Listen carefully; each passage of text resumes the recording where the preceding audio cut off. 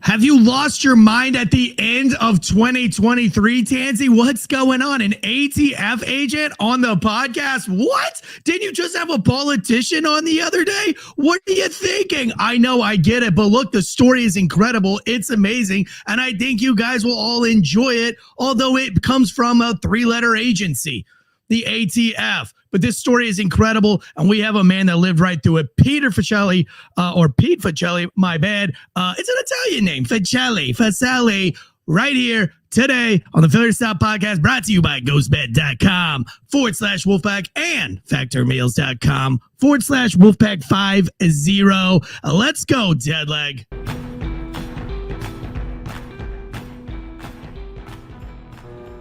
The growing calls across the nation to defund the police. To end policing as we know it. Off the charts violence in New York City. 11 people shot in just 8 hours on Sunday. This is about the police officers who every single day put on that uniform and they run towards danger when we run away from it.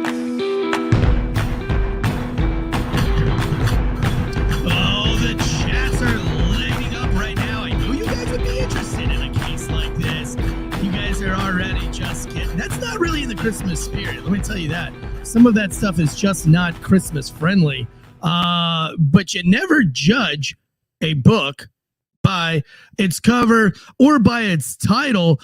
By the way, this is the story of Operation Fast and the Furious. Look, I read through his publicist notes. I think it's a fantastic story. The book is coming out soon. There'll be a little banner that scrolls down here shortly. I've already created it. If Deadleg's in here, he'll see where I made it. You guys can get on the pre-order list for the book. This is an ATF whistleblower, also retired NYPD homicide detective. And for those of you who don't know, which some of you guys live under a rock. I see you in the chats. Adam Cordair, Low Written, Will Cray. You guys aren't on the up and up. James Russell, you guys are all under a rock. You may not know, but a homicide detective is not something that they just give you. It's not just something that just is like, oh, hey, you've been with us for 5. It's not like one of those Taekwondo blue belts. You know what I mean? Where you show up to 25 classes and they give you the belt. No, to be a homicide detective in New York, that is something that's earned. You've got to be a top-notch investigator at every level,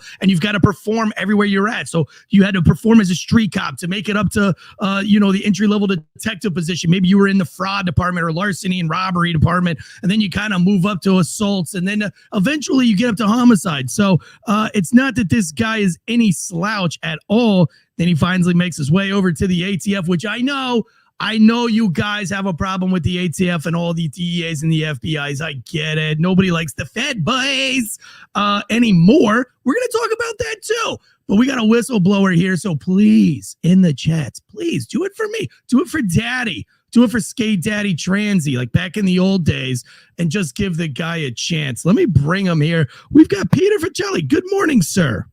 Hey, good morning. Good to be here. Good. I'm glad you're here. So are you from New York originally? Yeah, born and raised in Yonkers in the Bronx area. Worked as a cop there for 15 years. Cop and detective. And it was a great place to learn how to be a cop back in New York City in the 1980s and 1990s. Busy, a lot of homicides, a lot of violence. Full contact sport back then. I imagine so. Look, those were I guess they call them the good old days, right? Yeah, kind of. I mean, no better place to learn. Right. And so you made your way over to homicide, and then what brought you over to the ATF? A task force? Well, it started as a task force. We were working on a case. It's called Sex, Money, Murder. There's actually a book written about it. It's a gang in the East Coast. They were involved in a lot of narcotics trafficking between New York, North Carolina, Pittsburgh, and they were involved in about 12 different murders. So, the Bronx District Attorney's Office sucked. They weren't very good at prosecuting people. Everything was plea bargains. The feds were a little bit more aggressive. So, because there was some firearms trafficking involved in the case, ATF jumped on board. I worked with them for about 4.5 years, almost on a daily basis as a detective. And it was weird. Like during the whole time that Sex, Money, Murder case was going on, I had a case that I worked before I was a homicide detective, where a 4-year-old kid was beaten to death by his stepfather. The kid shit himself. Kid was handicapped. Stepfather changed him. Right afterwards, the kid shits himself again. the kid was sick. The kid was mentally handicapped. So the Sure. guy beat him to death. So, that guy was sentenced to 4 years in prison. Again, Bronx District Attorney's Office. During that same time, we were taking these gangbangers just for, being felons in possession of firearms. And we were taking them for the purpose of charging them and then flipping them and, getting into the gang through their information. And those guys were getting 4 years just for being felons in possession of firearms. So I was like, what the fuck am I doing here as a homicide detective working state cases, wasting my time, where there was just more opportunity to put people away for a long time as a Fed. So I was working with ATF, good bunch of guys. I see the chat. I know they're not very popular with some folks, but in the inner cities, they work a lot of violent crime cases and they have a pretty good impact. So I jumped ship and went over to ATF. I was an agent in New York for about 6 years, mostly working gangbangers who were, shooting up places to keep, their territory. In the Bronx, you made a lot of money slinging crack. You had to protect that turf or someone else would step in. And then another thing I specialized in was home invasion robbery investigations, which were mostly drug dealers robbing other drug dealers to sell the drugs for complete profit instead of, paying for it and then just making a profit on the margin. So they would go out there, rob, murder other drug dealers, steal their stash, and go out and sell it for entire profit. So, worked a bunch of those cases. And then I was a 9/11 survivor. I was there on September 11th. I got there right after the first plane hit and just, kind of got old driving by Ground Zero every day because the federal courthouse was pretty close to Ground Zero. So I put in to get out of New York. There were 4 openings for supervisors. One was in Phoenix, one was in Dallas, one was in Jacksonville, and the other was in Savannah. And I actually got picked for the Phoenix job. So it was weird. I left New York to get away from the stress and I guess PTSD in hindsight of surviving 9/11. But I actually wound up jumping from the frying pan into the fire because Phoenix was a shit show, as we now know, what happened there during Fast and Furious, which again, here's the weird thing. If you watched the news back in those days, you heard the Republican version of what happened with Fast and Furious. If you watched Fox News, you heard the Democrat version. If you watched CNN or MSNBC, the reality is that a lot of the stuff that happened here was never talked about because it wasn't politically correct. And another reality is some of the people who were directly involved in being the architects of that shit show are still in government. And that's one of the reasons why I decided to write the book once I retired. But yeah, I testified in front of Congress. I blew the whistle on something because it was ugly and it was not what people expect of their government. But a lot of shit was swept under the rug. And it was time where I can actually tell the tale without having to look over my shoulder anymore. Because the first look, after testifying in front of Congress, it was 4 years of hell. Yeah, I imagine it would be. Hopefully you have officerprivacy.com/Wolfpack, which is get your address and where you go to church and where you go to school. Gets all that stuff scrubbed off of the interwebs, protecting cops since, I don't know, a couple of years ago. But officerprivacy.com/Wolfpack, keeping all that information away from the public. But going back to the ATF and the whistleblower, and you talked about the early 90s, like all that stuff in the late 90s, early 2000s, all that stuff's come to light now. And I think that's why a lot of people just really don't trust the ATF. They don't trust the FBI. They don't trust the DEA. When we see things like what happened with the Project Veritas and the FISA warrants and all these other things. So, is this part of corruption that you were a part of or that you blew the whistle on? Would you agree that that's probably why the majority, and listen, our audience are all law enforcement. So a lot of these guys are ex-military, ex-law enforcement, wives of law enforcement officers. But even in our general chats, I mean, 3-letter agencies are hated even more than the state troopers.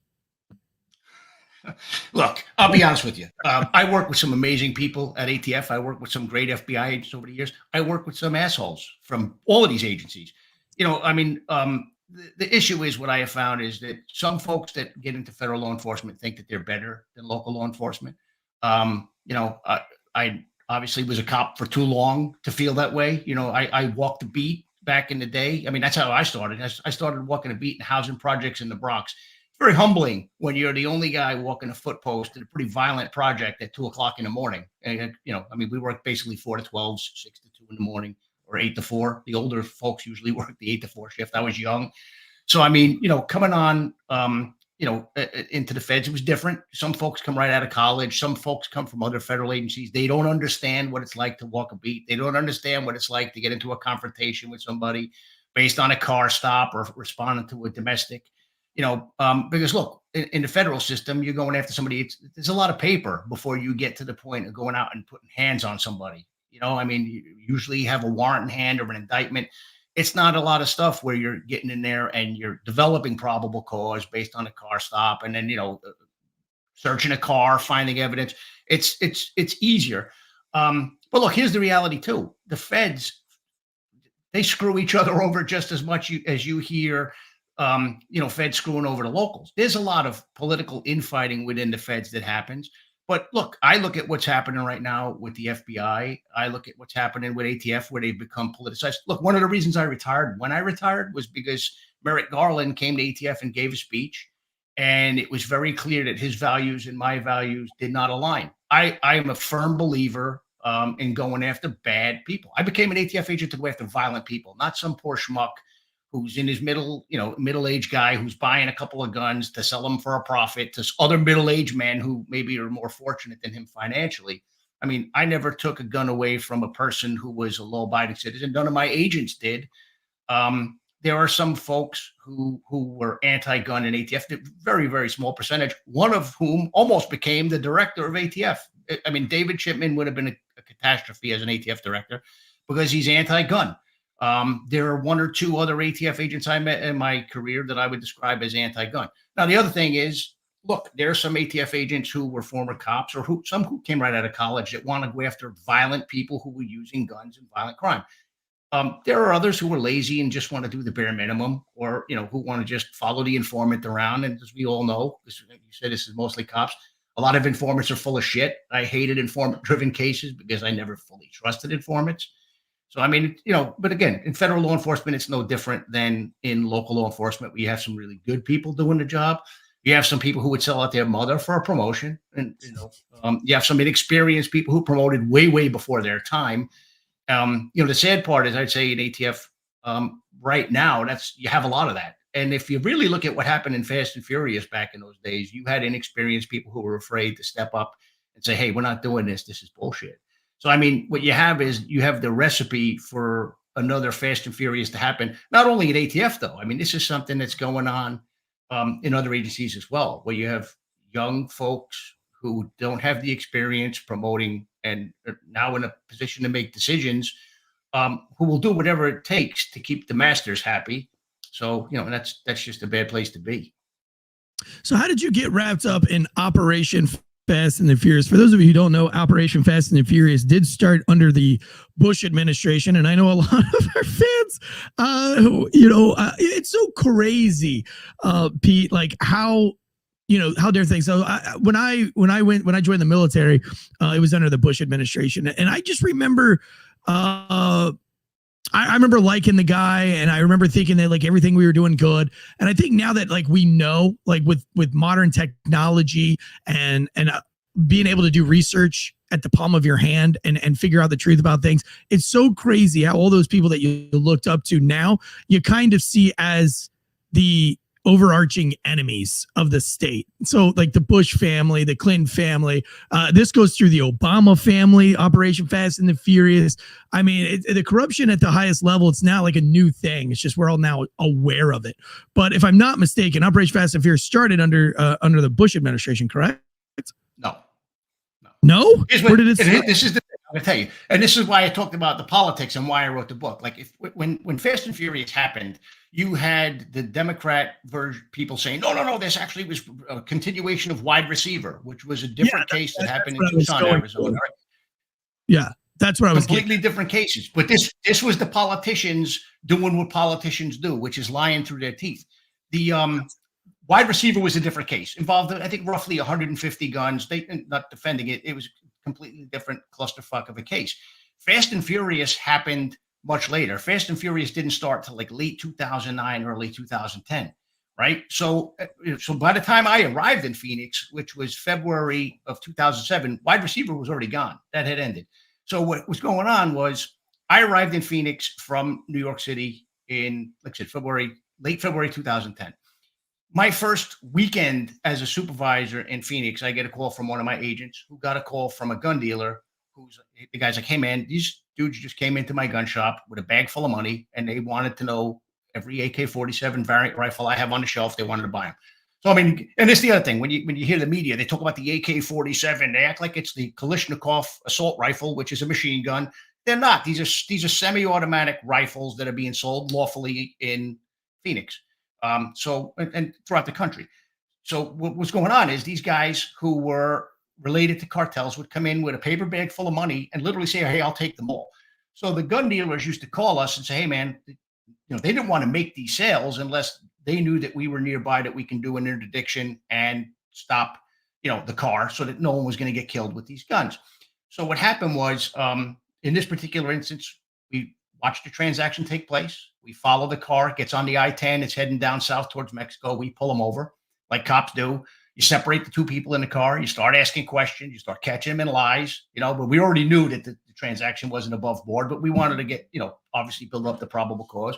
So my agents called the U.S. Attorney's Office and we explained, hey, these guys, they confessed to not buying the guns for themselves. They're bringing them down to Mexico. And what we're told is, hey, man, you should, just let them go. We'll indict them later, which was, from what I saw on the East Coast, it was a different way of operating.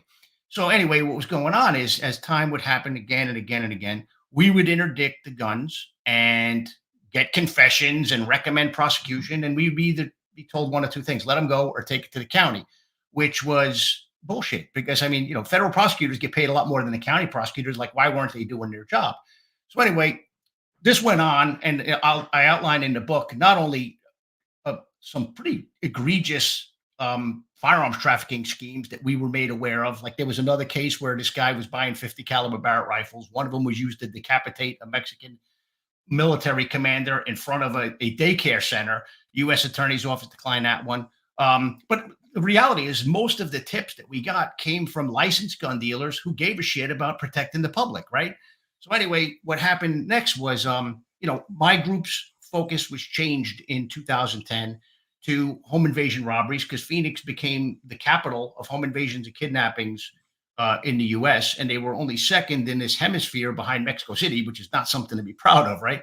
So our focus became working on these drug gangs that were doing home invasion robberies. And they created this group called Phoenix 7, which became the group that started Operation Fast and Furious. So this is like 2010. So what's going on is the gun dealers are doing just like they did with us. They're calling the agents that are in Phoenix Group 7 saying, hey, we got these suspicious transactions happening. But what's going on later is these gun dealers are getting calls from ATF saying, hey, one of your firearms was recovered in Mexico, and we need to trace the gun. So the dealers were like, wait a minute, for years, our guns weren't getting traced. Why all of a sudden are these guns getting traced back from crime scenes? And that's when the dealers started to realize that the ATF agents from that group, they weren't stopping the cars with the traffickers in them. They were letting them ride off into the sunset. So, and the funny thing is that group was in a different office space than the rest of the Phoenix groups. So even within the Phoenix Field Division, a lot of us didn't know what was going on. And then once we started hearing from the dealers that they had these concerns, we started to get pissed off. So when people started pushing it up the chain to the special agent in charge, who's like the head of the office, he'd be like the police chief for the field division. We were always told, hey, don't worry about it. We're doing something. And no one, in ATF, in the Phoenix Field Division, thought it was just let the guns go. We're like, all right, well, what are they working on? Like, it wasn't until Brian Terry got killed that another person that was in that group that understood what they were doing, this guy named John Dodson, came forward and blew the whistle on what was happening in Phoenix Group 7. But he spoke about the things that were happening within the Phoenix Field Division. The issue was this wasn't contained within ATF's Phoenix Field Division, right? Because for years, you had these prosecutors that were assigned, U.S. Department of Justice prosecutors that were assigned to the Phoenix U.S. Attorney's Office that, in essence, were like the architects of Fast and Furious. They weren't prosecuting these cases. Well, when John Dodson stepped forward to blow the whistle, there were rumblings that they were going to prosecute John. And that's when I was like, hey, man, time out. This is bullshit. Like, for years, you fuckers wouldn't prosecute firearms traffickers with confessions, with evidence. There was a grenade trafficker I talk about in the book who made over 800 hand grenades for the Sinaloa cartel, who confessed to us when he got crossing the border with 114 disassembled grenades in his tire. They wouldn't let us prosecute the guy. So, I outline that case in explicit detail in the book.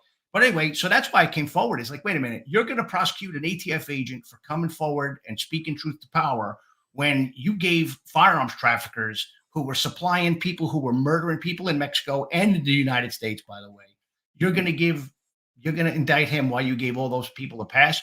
And that's why I came forward and said, hey, man, this is exactly what's going on. And this is bullshit. And I spoke to Congress, which turned into a 4-year investigation into me, actually, because the U.S. Attorney's Office there and some people in ATF didn't want to take responsibility for their stupidity. So now these guns that were trafficked, they were used in lots of murders. Lots of people died because these traffickers were allowed to just buy guns and take them down to Mexico. I saw in one point, or I heard in one point, that some of these guns were actually used in the mass shooting at the rock concert in France. Is that true, or is that just more propaganda? I did not hear that firearm that was recovered in France was related to it. I'm not saying it wasn't. I was not. But look, by the time that happened, I was persona non grata with the people in Phoenix. So the stuff that was happening that was related to Fast and Furious was walled off for me because they didn't want me running to Congress with every single thing that came in. And not that I'm a freaking tattletale either. Like, I'm not a rat. But when you got a dead Border Patrol agent, right? And then you got the U.S. Attorney's Office that was fully on board with letting those guns ride off into the sunset, now talking about indicting an agent who outed that program, that's bullshit. But here's I'll give you another example. Because it's appalling as well. There was another case that I talk about extensively in the book, where a person bought a AK-47 variant rifle in Phoenix. Again, not the AK-47; it's a semi-automatic rifle. Once these guns made it to Mexico, there were people who were converting them into machine guns, but they weren't. They were, semi-automatic rifles here. So anyway, this guy buys a gun in the Phoenix area. We're made aware of it when it gets traced at a shooting in Cananea, Mexico. 21 people were killed with that rifle and other rifles, right? 21 people, 4 of them cops. 4 other cops were abducted by the caravan of cartel assholes who grabbed them, brought them into the desert, and tortured them and left them for dead. So we find out who the person who straw purchased the firearm was. He confesses, yeah, I bought it. I gave it to so-and-so. We find the trafficker. We get a full confession from the trafficker. We present that case to the U.S. Attorney's Office. They refuse to prosecute it. So, I mean, there were bodies piling up in Mexico long before Fast and Furious became a thing, and the U.S. Attorney's Office couldn't give a shit less about the carnage that was happening there. Now, with Fast and Furious guns themselves, you had a Mexican helicopter shot down with a .50 caliber rifle that was trafficked during the Fast and Furious mess. There were dozens and dozens of cops and people who were killed with firearms that were trafficked during Fast and Furious. And there were, I mean, just... Look, long after I'm dead, even if I die of old age, there will be people dying with guns who were trafficked during Fast and Furious. That's just a reality. They're not loaves of bread. They're not apples. They're not going to rot. They're not going to biodegrade. They're there till they turn up at a crime scene. That's just a reality that folks in DOJ and ATF like to forget, unfortunately. Did you ever figure out what the end game was in letting all these traffickers go with the guns? I've thought about this for over 10 years because, obviously my life and my family's life, we went through hell for years after Fast and Furious happened. Like I said, I was under investigation time and time again. They alleged that I perjured myself when I testified in front of Congress, even though there were documents. I mean, look, that's the reason I was able to keep my job, is I could prove that all their allegations were bullshit. But, they said that Fast and Furious was put into place because they would identify these cartel people who the guns were recovered from, and they would be able to take down a cartel. The concept that they even thought that was possible is complete. It's idiocy because, look, DEA, for example, had incredible networks in Mexico. They had a vetted unit, people who were polygraphed, who were screened, who were out there doing work for DEA. They had the drug conspiracy laws, which are strong. I mean, narcotics conspiracy carries a lot of time. There are extraditions and whatnot.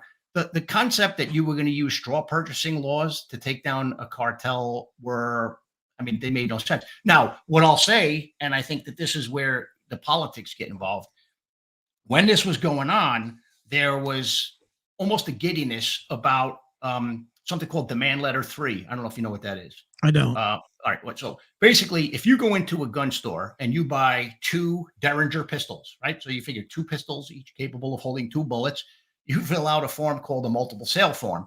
And ATF's not made aware of every gun transaction. Like ATF's made aware when you buy more than one gun, or when guns are traced from scenes, right?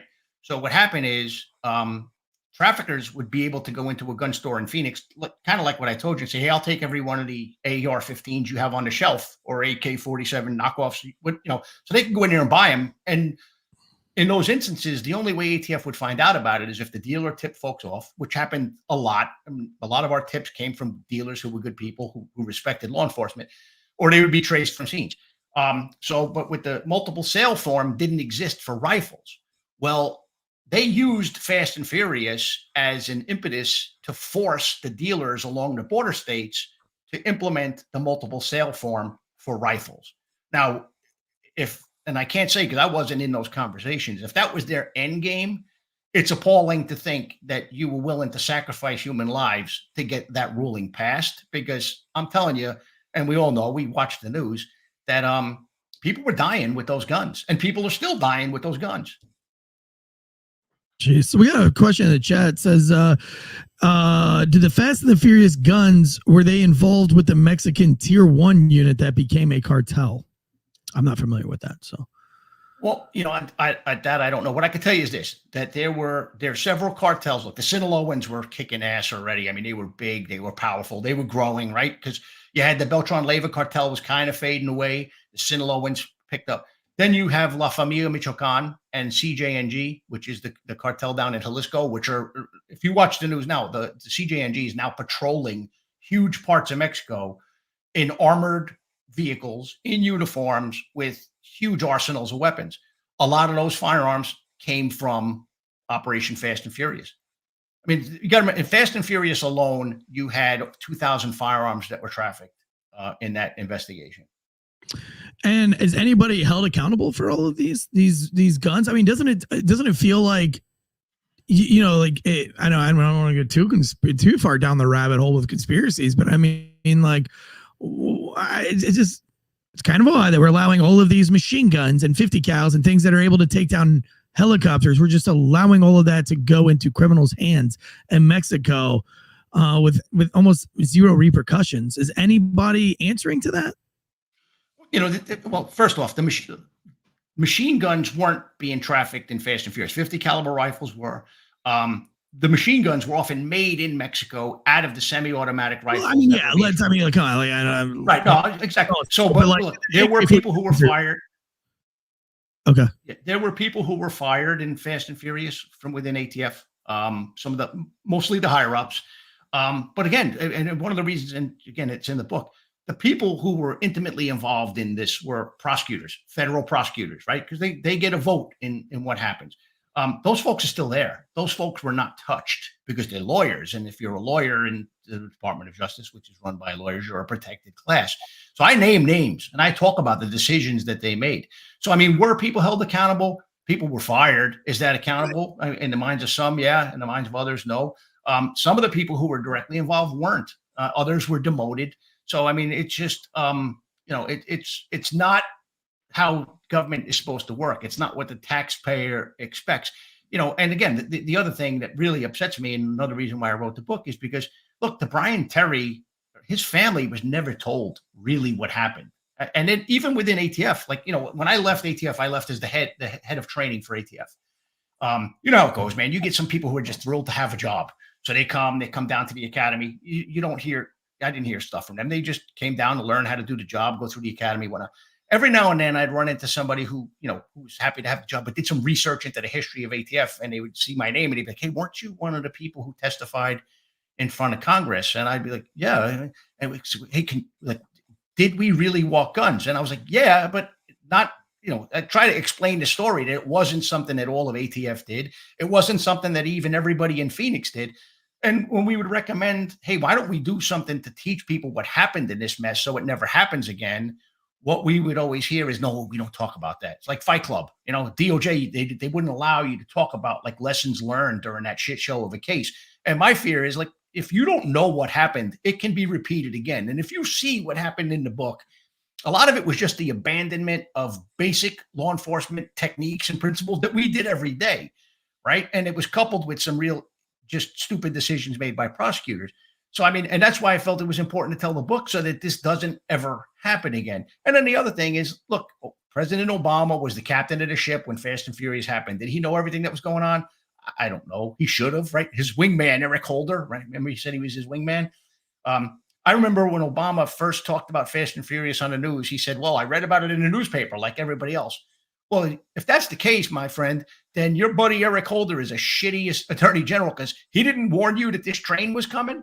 You know what I mean? So, I mean, what they knew at that level, I don't know, but I know that they had a duty to know and they had a duty to own it, and they never owned it.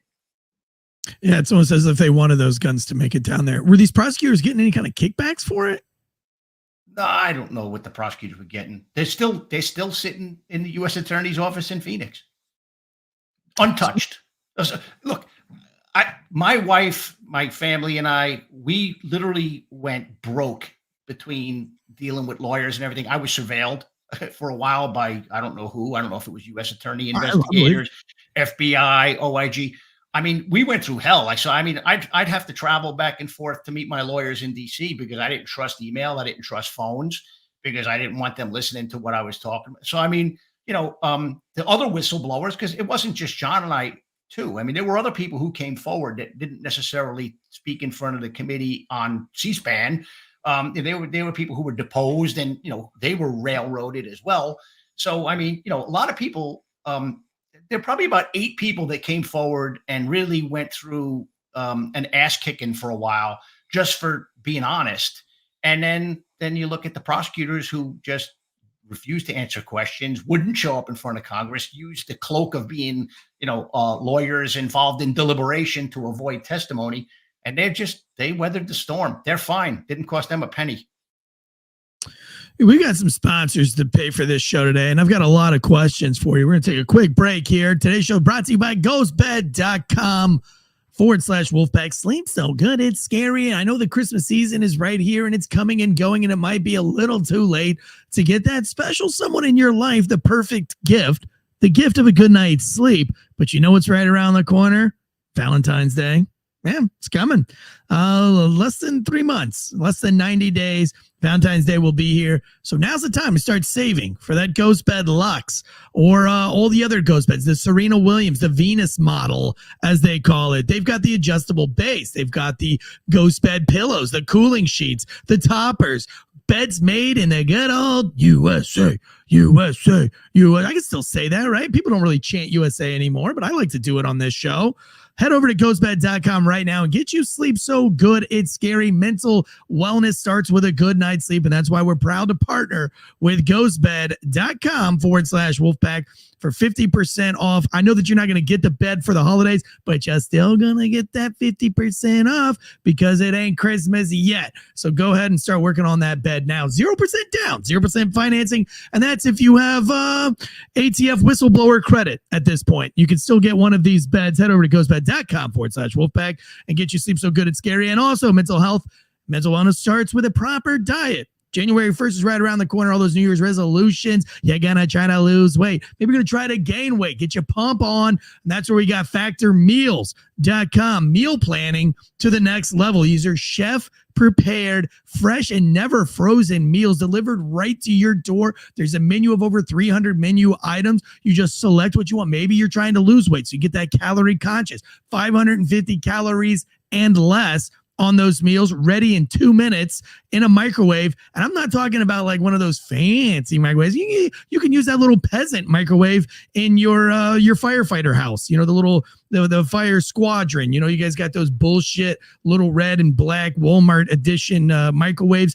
2 minutes in one of those things, and you can still eat like you're upper middle class. So they've got the protein heavy 30 grams. So if you're in that fire station pumping weight, you want to look good and look muscular so you look better than the cops around you, you can get those protein heavy with over 30 grams more protein in each one of these meals. Don't go to the store and waste your time cooking your chicken and your salmon and all your sides and your asparagus. Go to factormeals.com right now.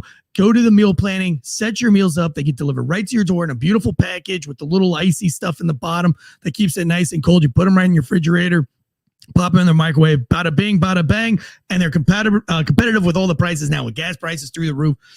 groceries through the roof, energy level through the roof. It's all a washout. It's all the same, right? So you can either spend your money doing it all that way, or you can just spend your money on Factor meals, and then you can spend that time with your family, core prep, all the other bullshit that you got going on in your life. Head over to factormeals.com/Wolfpack50 for 50% off. All right, back to the show. With the ATF here. So listen, you go through this, you wrote the book. Walk us through what it was like writing the book. I mean, we're no strangers to writing books around here. I've got a book coming out, and more on that for our followers. But writing a book isn't easy. What was it like? Did you have to go through the DOD? Did you have to go through any of the government to get approval for this thing? How did that work?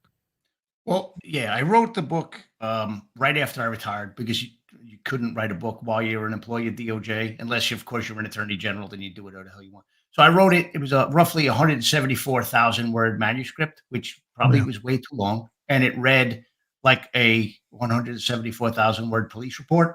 Yes. So what happened was, we shopped it around, and folks liked the content. And what happened was they were like, hey, would you mind if we brought in another writer to just make it, more pleasing to the average reader who doesn't want to read such a lengthy, dry report. So Kate McGregor, her name's Keely McGregor, she came in and really just took that really probably too long manuscript and trimmed it down to about 80,000 words. So it's about 288 pages, made it a lot more interesting. Isn't that incredible how that works? Like, it took me like 3 years to write my book. My book's a comedy. It's called Pig Latin, a seriously funny true story. And I wrote it just to be funny. It's just a comedy about being a cop and all the screw ups. But, I wrote this and just the way you wrote it, like I would write in a chapter and it would read exactly like a police report. And then I went back and did my best to like make each chapter sound like a story. And the same thing, I went to a publishing house. The publishing house loved it. And they were like, yo, this is hilarious. And it's even funnier that you're so dumb, like you can't write, and that makes it funny. So we've got to find you a co-writer that's not going to take, because part of the funniness is how dumb I am. And they're like, we don't want to lose that. And that's exactly how they said it. Like very, very frank. They were like, your writing is so dumb that it's hilarious. But it's cool that when you get your work back from the co-author, and it's like almost you could put like one of those metronomes and read your book. And isn't that crazy? Like how good, it's just like you think writing is just writing. It's really not. It really is an art. And those co-writers are they're really good. Yeah. Well, and then the other thing is, man, like it was fully written even with her, and it's almost 2 years ago. So, I mean, the process is really slow. And then, to your point, like, I had to send it to ATF for them to review it. I was expecting them to come back with a ton of things that they wanted me to change. Because look, I name names. I talk about things without sugarcoating stuff, and there's a chapter on how the FBI lied their asses off to try to fuck over one of my guys. So I was worried about that too. Did you call those guys first? Did you call those guys first and give them a heads up that you were writing this about them, or did you change their names, or did you just there's two names that are changed in the book. They're defendants who we arrested, who we didn't convict. So, I mean, I didn't want to put those names in there because I didn't want to get sued. Obviously, if we proved that they had done something and there was court transcripts and whatnot, then that would have been fine. As far as the other names, if people want to try to sue me, first off, there's other stuff that didn't make it to the book that you give me a platform and I'll rip you to pieces because that's coming out. But then the other thing is, look, there were depositions that were never made public that were sworn. So, I mean, everything that I talk about in this book is stuff that I testified under oath about that wasn't made public, or some of it is stuff that was touched on, but or stuff that I have eyewitnesses to. So I had to go through that. But, look, and I know that, I read the chat. Some folks are going to think I'm full of shit. There's a lot of people in ATF who were really still pissed off about Fast and Furious and who did not, back up that plan and are, just appalled by it. So, and some of them are the ATF lawyers, and I don't want to get anybody in trouble when I say this, but so I was expecting, hey, Pete, would you change this name? Would you remove that? No, what I got was, hey, you might want to verify this date. And hey, we kind of wish you would have kicked so-and-so in the balls a little harder because they weren't thrilled with how this made our agency be perceived either. Look, ATF's made some bad mistakes over the years. And look, I think when they make mistakes, they operate under the, hey, go big or go home mantra. because when they fuck up big. But the reality is like I said before, most ATF agents that have, knew I was writing this have been like, hey man, we can't wait to read it, because they're not happy with how the organization performed in that case itself, but also in just not owning it. You know what I mean? Like, I always operated under the belief that if you make a mistake, fucking own it. Explain what you were intended to do, why you got where you're at, and usually if it's the right, people will understand and dust you off and get you back in the game. But when you lie, to cover up in some instances is worse than the crime. I won't say that here because Brian Terry is dead, right? And there are freaking dozens and dozens of Mexican cops who are dead. And I get it, they're Mexican cops and there's a lot of corruption down there, but not every Mexican cop is corrupt, and not every dead Mexican cop from an F&F gun was a dirty cop. So, I mean, anyway.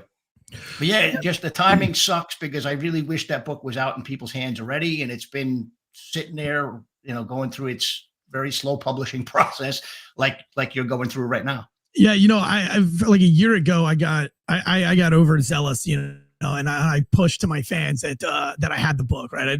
I'd kept it a secret because this book was finished 4 years ago, just about. And so it was about a year ago. Yeah, it was like last year that I was like, I'm going to release a book. I'm going to self-publish and I'm going to get it out there.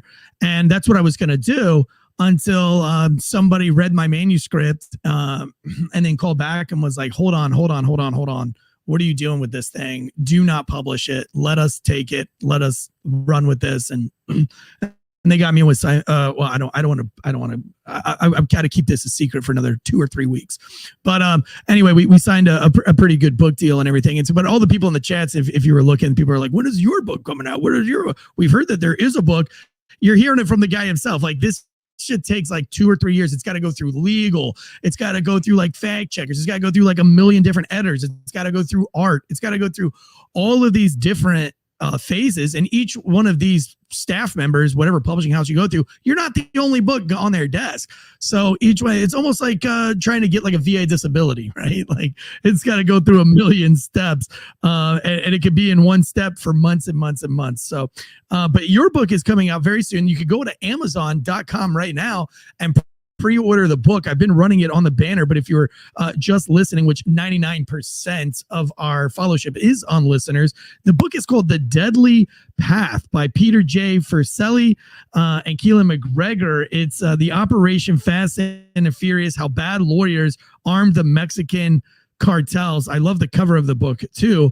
Definitely going to want to put that book back on my shelf behind me here. So I can't wait to get my hands on it. And, it's important that you buy these books when they come out on pre-order, because that's going to help him in the book rankings and the Amazon book rankings. So I know it's the Christmas season, but it makes a good gift to just print out the Amazon order that you bought the book. So I know there's a lot of folks in here that are listening that are wives or whatever. Just if you're one of the, if you're a significant other and your partner likes to read, go on Amazon right now, order the book, print it off in your printer, fold it up, put it in an envelope, and put it in the stocking. See what I did there? You see what I did there? And that helps Pete out, and it gets that book on the algorithms. I got just a couple of ATF questions if we got time. We got you on, and I got another 15 minutes. For a couple of. I'm gonna open the book, man. We have another show on this network, C- Media Network, and the show is called Night Shift, all one word, top secret information, and it's a conspiracy theory rabbit hole show. It's a lot of fun, and there's another podcast out there called Anti-Hero. It's a Delta Force operator, former Delta Force operator, who now is an operator taking down child sex trafficking rings all around the world. But and another guy who's a street cop, and they wanted to come on, the Anti-Hero podcast guys wanted to come on that podcast and break down the Mandalay Bay shooting. And these, well, I will say their take on it was that there were more than one guns. I don't want to put you on the spot, but all of our followers and our fans that listen to that show, it just came out like 2-3 days ago. And the video that we posted from it has 200,000 views already. And if there's like 500 comments, and I mean, people are like, I was there and there was more than one shooter. I was there. I was hiding in a dumpster and there was more than one. I mean, it was like crazy. And then every military person was like, I definitely hear 2 guns. I definitely hear this gun. What is your take, being that you're an ATF guy? What do you have an opinion on the Mandalay Bay case at all? You know, I don't, only because I did not respond to it. And, you know, look, I don't like to comment on things when I don't know, like, the evidence that was recovered. Like, you know, I think by the time that happened, I wasn't even on the West Coast anymore. I'm not sure if I was in Miami at the time. I think I was an assistant special agent in charge in ATF Miami. So I was directly involved in investigating the Pulse nightclub shooting. I was directly involved in helping with the Parkland shooting, because by that time I was in charge of ATF's Miami Field Division.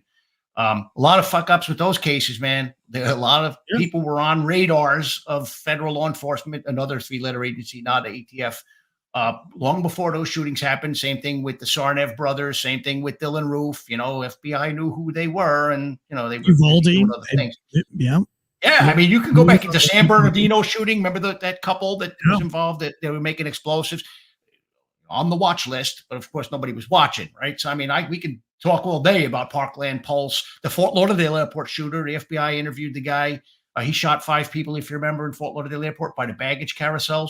FBI interviewed him in Anchorage, Alaska, because he was posting things saying he was, devoted to ISIS. When they speak to him, he's just a little bit of a nut. Here's your gun back. Right. So the guy took that gun, went, checked it in with TSA, flew from Alaska to Fort Lauderdale, grabbed his bag off the carousel, went into the bathroom, took the bag, opened up the bag, took the gun out, and murdered 5 people. You know, I mean, you don't hear about, these opportunities to stop these shootings from happening that they missed. Some agencies get better publicity than others. But as far as Mandalay Bay, I've heard a lot of things. But my direct knowledge, I just don't have it. I know that the ATF folks that responded very late after the shooting. I understand there was a lot of politics around the bump stock after that, which is now a prohibited item. So, but as far as the shooting itself, I don't have enough info to talk intelligently about it. It's fun. I didn't know it was that fun of a rabbit hole to go down. Listen, I enjoy listening to conspiracy theories. I don't believe them, but I love to hear what other people's theories are. And I think we forget that these are just theories, right? Like, we have a theory of how the world started. We have theories about everything, and those are okay to have, but you can't have theories about things that have to do with politics or the government. We call those conspiracy theories. And that's boring. That's a boring life to live, because nobody really knows the answer except those investigators on the ground. So I don't think it's a problem to have theories. I think it's, to be obsessed with it. And, listen, just because people can't have some alcohol without abusing it doesn't mean that we've forfeited our rights to have alcohol across the board. Just because some people can't control their mental wellness when they're diving into conspiracies doesn't mean the rest of us can't listen to them. So I hate that a lot of that show doesn't really get any traction on the YouTubes, because because they're censored so much because of their, but so I say that because I'm not like a huge believer in these things, conspiracy theories. I like to listen to them. But with the Mandalay Bay, being that I was a 240 Bravo gunner in Afghanistan, I fired that gun almost every single day of my life, whether it be test fires leaving the gate or shooting it into the side of a mountain range somewhere. And again, a mountain range because of the echo. It's very similar, I would think, to a city. And so I'm very familiar with that weapon. And I do remember the first time I heard the Mandalay Bay shootings, I was like, that's not 5.56, that's a 240 Bravo. And that's a Saul singing with it, and I've always thought that, but I always kept my mouth shut because I was like, I don't want to be the idiot that says that, but then when these guys broke down the case for me, I was like, yo, this is bonkers. That case, I think the most bonkers part about the Mandalay Bay case was that the case was closed in less than 10 months. We don't get any cases closed in 10 months, especially something of that big. But another one that did it for me on that case was all the pictures that the FBI took that they released to the public of all these guns scattered out on the apartment, and not one bit of carbon dust anywhere. And that if you fire over 1,000 rounds, it's messy. Carbon dust everywhere. Yeah. It's a cool case. Fun rabbit hole. No, and look, I maybe I will look into some of that stuff. I just truly have not immersed myself in it because it just wasn't part of the country I was working in. But look, I get it with conspiracy. I was at ground zero after before the second plane hit. I was literally standing near the South Tower when it hit. So, and I've read all the conspiracy theories about 9/11 as well. So I don't get upset about I used to get pissed off about conspiracy theories around 9/11 because of how many Americans lost their lives that day. But yeah, it's always interesting to see how folks look at things because sometimes some conspiracies turn out to be right. Correct. Yeah, I mean, and the Mandalay Bay case. The only reason that I get that I'm fascinated with that one, not only because we had it this week on the show, but the reason why I think it fascinates me so much is because I can hear it with my own ears. Like I remember watching the video when it came out, and literally my first instinct was, "Oh, does somebody want to call them and tell them that that's not a fucking 5.56 on a bump stock? Like that's a 240. I know that sound anywhere. I heard that sound every single day for 13 months straight. I've cleaned that weapon, taken it apart, putting it back together. And I'm telling you, I can't unhear that sound. And after we did that podcast, again, we had like over 500 comments on the video there. And it's so crazy because so many veterans are like, hey, just want to let you guys know I served in Iraq and I was a 240 gunner and that's a 240 gun. And I was like, yo, that's what I said. Like, and that's why I'm like in on this conspiracy because it's like, no, I know what that sounds like and I'm hearing it and there's no answer to it. And I also know that I've been cleaning guns my whole life and the pictures in the hotel where these guns are laid out on white sheets and there's no carbon anywhere. I'm like, come on, man. Like, I know that's a little detail, but come on, dude. There's no way you fire over 1,000 rounds in 11 minutes. And well, details matter, right? I mean, carbon everywhere. Yeah, you go to the range and shoot 14 rounds out of your pistol and you pull it out and, set it on your coffee table and there's black soot everywhere and your wife's pissed at you. So it's a fun case to dive into. I think there's some questions out of the chats. Let's see, let me go through these chats. By the way, thank you guys for being in the chats. James Russell, Michael Hendricks, Catherine Smith. That seems like a new name, I think. She says that this guy has seen some shit. She says, yeah, he has seen some shit. Look, a homicide, walking a beat in New York, a beat cop in New York in the Bronx in 2 weeks has probably seen more than, a cop in Ocala, Florida has seen their whole life. You know what I mean? Would that be fair? Well, look, I don't like to go down. I'll tell you this. New York was a pretty violent place. Like, when I was first going into the homicide squad, the Bronx, which is one county, a lot of folks don't know each of the boroughs is a county, averaged 600 murders a year, which is a lot for any county, right? So, I mean, there was a lot of violence there. But this is something else I'll say, because I always used to get upset when my peers from the NYPD used to bash cops from smaller agencies or from other parts of the country. I'm not trying to bash them. I'm just no, I know you're not. But like the thing is, city cop in Raleigh, and I guarantee you walking a beat in the Bronx, you saw more in fucking 2 days than I saw in 2 years. Maybe. But look, the other thing is there were so many cops. Like when I left the NYPD in 2001, there were 41,000 sworn officers. And it was like a standing army. So when you needed backup was there like in seconds. Like if you called the 1013, which was the call means officer needs help, you could have 20, 30 cops there in a minute. I always had a lot of respect for the small town cops, or especially I used to hear from these Alaska cops where you call for backup and you're there, man, toe to toe, fighting for your fucking life for 40 minutes. So I mean, I always had a deep respect for the cops that worked in rural and suburban areas just as much as I did for my peers. There was this weird arrogance amongst some of my NYPD peers, like because we were such big job, all the TV shows about NYPD that they were somehow better. So that's why I'm always a little sensitive to that appearance, because cops are cops, man. We're brothers. And I know I'm an ATF agent. I read the chats. So some people aren't going to like me because I made that move. But look, deep down in my heart, man, I'm still that cop that put on a uniform and walked the foot post in the projects and then rode in a sector car or stood over dead bodies, And look, here's the other thing, man. Like people love to demonize guns. And if you think about it, like I've responded, like I told you before, Parkland, Pulse, other, mass shooting incidents. The two incidents that I responded to that had the highest body counts, truthfully, 9/11, obviously. And what were the weapons there? Aircraft and box cutters, right? And then the Happy Land Social Club fire back in 1990, 91.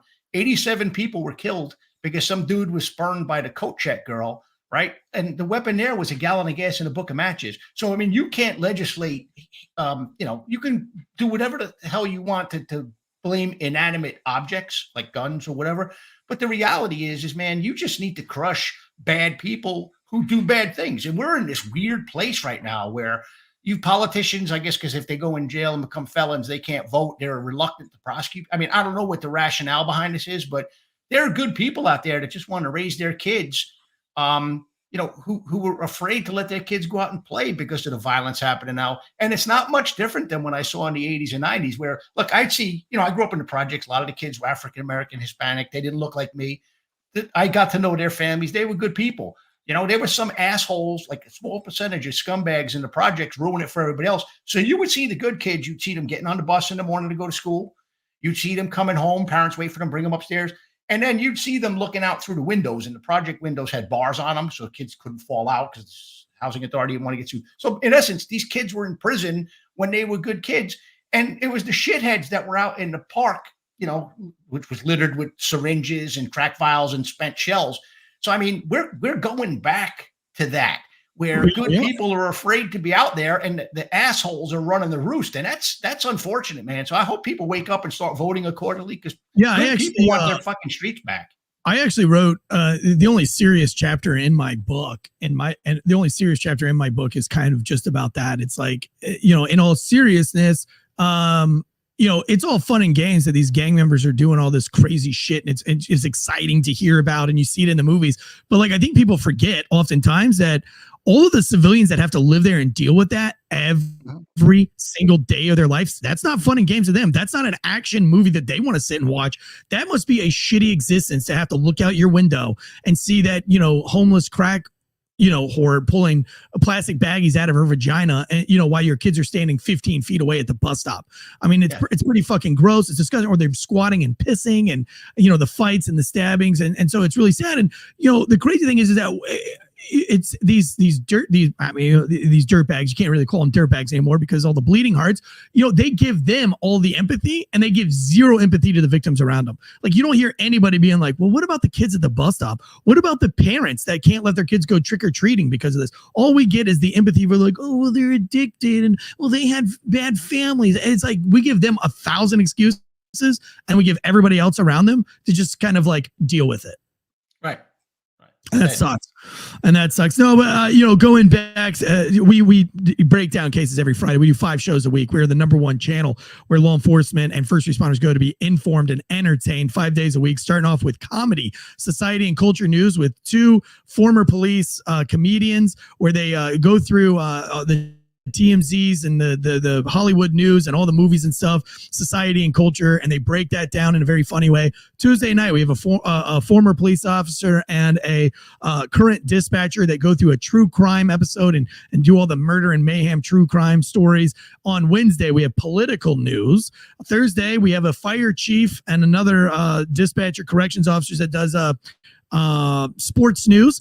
And then Friday's our case breakdown. We have big city cops, we have rural cops, and we talk about all of those things. And we've talked many times on the show how crazy it is to be these rural officers with no backup. And I only say that New York, what you've seen more in a day than a lot of cops see in a year. I say that more of not just like the murder and mayhem that you see, which is a lot, but also the investigative experience. Rural cops don't get a lot of real investigative experience because they only get to investigate maybe one major crime a month or 2 months. Whereas in New York, I'm sure, if I was, a lieutenant on a squad in Raleigh, North Carolina, which is like a medium-sized department, and I had a guy from New York coming as a street cop, I would be like, yo, this dude's going to be, he's going to be front and center on a lot of these big cases because he probably knows what he's doing, how to hold a crime scene, how to get the crime scene tape out timely and quickly, how to start the interview process, because you guys just do it that much more. And so there is something to be said about big city cops, but we appreciate you coming on, man. Hey, listen, you changed the hearts and minds though, Pete. By the end of the show, they were like, I really like this guy. Somebody said you were a badass, and somebody else said this guy has really seen some shit. So you want him over, you're like Rocky in Rocky 5. If eyes can change, knees can change. Hey, man. We yours can change. Well, hey, listen, I just speak what's on my mind. I'm a little too old to worry about impressing people, but thank you for the folks that said that. And listen, for what it's worth, I mean, I know we're on the eve of, the Christmas weekend. So I know you mentioned your service to the country, not just as a cop, but as a soldier. So to you and your listeners, for those who served, thank you. As a 9/11 survivor, man, I lost 7 good friends that day. 1 fireman, 6 cops, watched 3 of them die. When those scumbags killed my friends, you folks took the fight back to them. So thank you for your service.